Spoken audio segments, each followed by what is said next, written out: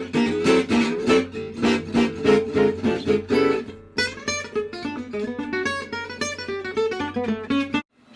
to Patras 53 on the road. Today, beautiful Django in June, drinking one of the best IPA from California with Joscho Stephan. Nice to have you here. Last time was what, in 2000 and... I think 2010, maybe 2009, maybe. At least 5 or 6 years. Yeah. What do you think of that?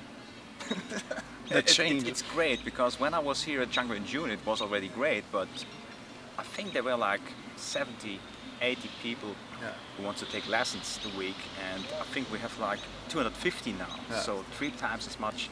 And you know, it's a good sign, I think, for this kind of music, for the gypsies, when you know what is going on, and how to say, what has happened to this now the last few years. More interest. Yeah, it's nice to see lots of younger people too. And, a lot of young players here, great players. Yeah, interesting. Nice to have you. And yeah, tell us about your last CD. Yeah, it's the last what? Yeah. So I think the last is maybe the CD that you know. I think the first CD that I put out on my own record label was the Gypsy Meets Klezmer, and then I did more like a Latin style. It's a bit different. It's called Acoustic Rhythm, and then I just produced a CD with my trio, a live CD. We use that for concerts because we play a lot as a trio. People ask for a trio CD, and it's great. But the last CD, that was really a project I worked on for 1 year, because to get these wonderful guests on the record took some time, of course. And it's the Guitar Hero CD featuring Birelli Lagrène, Stoffel Rosenberg, and Tommy Emmanuel. Wow. And that's out already?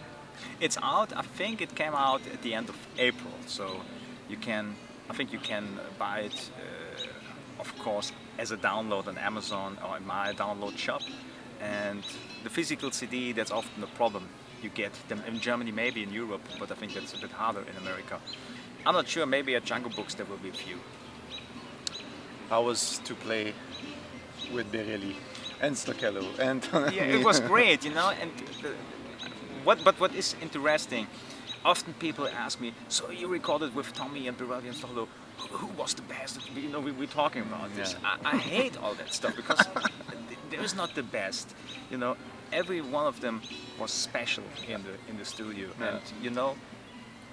Also, people ask me, how was it to record with them? I said, it was the easiest record I ever made.